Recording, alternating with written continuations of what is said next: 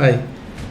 ഒരു family business നടത്തുന്ന ഒരാൾ അദ്ദേഹത്തിൻ്റെ ബിസിനസ്സിന് അടുത്ത ജനറേഷനിലേക്ക് ട്രാൻസ്ഫർ ചെയ്യുമ്പോൾ ഒരുപാട് കാര്യങ്ങളെ പറ്റിയിട്ട് ശ്രദ്ധിക്കാനും പഠിക്കാനുമുണ്ട്.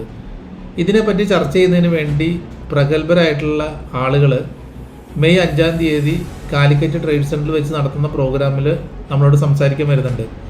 ഇതിൽ ഇൻഫർമേഷൻ ടെക്നോളജിക്ക് ഒരുപാട് പ്രാധാന്യമുണ്ട്.